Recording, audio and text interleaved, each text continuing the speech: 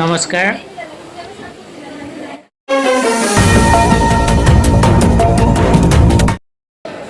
আপোনালোকে জানি ভাল পাব গুৱাহাটীৰ পাণ্ডু মহাবিদ্যালয়ত এটা অসমীয়া জুপুৰি ঘৰ আছে।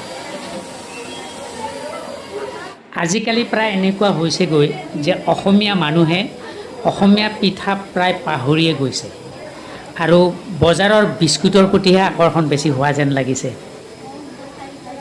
আপুনি যদি কেতিয়াবা পাণ্ডু কলেজত আহে দেখিব ইয়াত এটা অসমীয়া ঘৰ আছে আৰু তাত অসমীয়া পিঠা পনা আছে। আপোনালোকে ইয়াত আহি সেই পিঠা পনা খাব পাৰিব আৰু ইয়াত ছাত্ৰ ছাত্ৰীসকলে আহৰি সময়ত পিঠা পনা খাই থকাও দেখিব।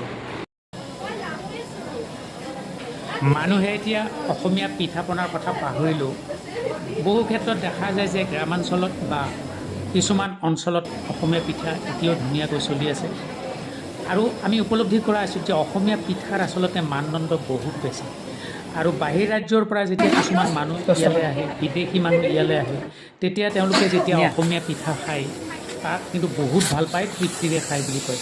আৰু কথাটো হয়ও মানে এনে কোৱা কথা নহয়, অসমীয়া পিঠা যিটো ৰন্ধন প্ৰণালী বা যি ইনগ্ৰেডিয়েণ্ট যি ব্যৱস্থা তাত দিয়া হয়, যি উপকৰণ দিয়া হয় সেইবোৰ বহুত ভাল। তাৰোপৰি অসমীয়া পিঠাৰ এটা কথা আছে, সেইটো হ'ল স্বাস্থ্যজনিত কাৰণত বহুত ভাল। মানে আপুনি যদি অসমীয়া পিঠা খায় আৰু বিস্কুট খায় দেখিব আপোনাৰ পেটৰ অৱস্থাটো দুয়োটাৰ মাজত পাৰ্থক্যটো আপুনি বুজি পাব। সেইফালৰ পৰা দেখা গৈছে যে স্বাস্থ্যসন্মত কাৰণত অসমীয়া পিঠাৰ বহুত মান আছে। আৰু মই আজি এই ভিডিঅ'টোৰ যোগেদি মানে পাণ্ডু মহাবিদ্যালয়ৰ অসমীয়া পিঠাৰ যিটো ব্যৱস্থা ইয়াৰ যোগেদি মই এই কথা অকণমান অসমীয়া মানুহক ক'ব খুজিছোঁ, আপোনালোকেও তেনেকৈ অসমীয়া পিঠাৰ প্ৰচলনটো বৃদ্ধি কৰক আৰু অসমীয়া পিঠাৰ প্ৰচলন আৰু ইয়াৰ প্ৰচাৰো বৃদ্ধি কৰক। আৰু যিসকলে অসমীয়া পিঠা পনা বনায় বা আত্মসহায়ক গোট হিচাপেও সাধাৰণতে মহিলাসকলে অসমীয়া পিঠা বনোৱাত ব্যস্ত থাকে, তেওঁলোকেও মন বান্ধি ওলাওক আৰু চৰকাৰৰ ফালৰ পৰাও তেওঁলোকক আৰু যিমান পাৰি সিমান সহায় কৰিবলৈ চেষ্টা কৰক। কিয় অসমীয়া পিঠাৰ যিটো মানদণ্ড সেইটো তুলনাহীন বুলিয়ে ক'ব পাৰি। আমি ইতিমধ্যে ব্যক্তিগত জীৱনত বিভিন্ন প্ৰমাণ পাইছোঁ যে বহুত মানুহে অসমীয়া পিঠা ইয়াত খোৱাই নহয়, পাছত মানে অসমীয়া পিঠা ইয়াৰ পৰা পঠিয়াবলগীয়া অৱস্থা হৈছে।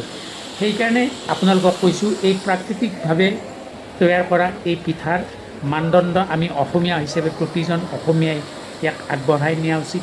ইয়াৰ প্ৰতি আমি গৌৰৱ অনুভৱ কৰা উচিত। ধন্যবাদ। ইমানতে ভিডিঅ'টো সামৰিছোঁ।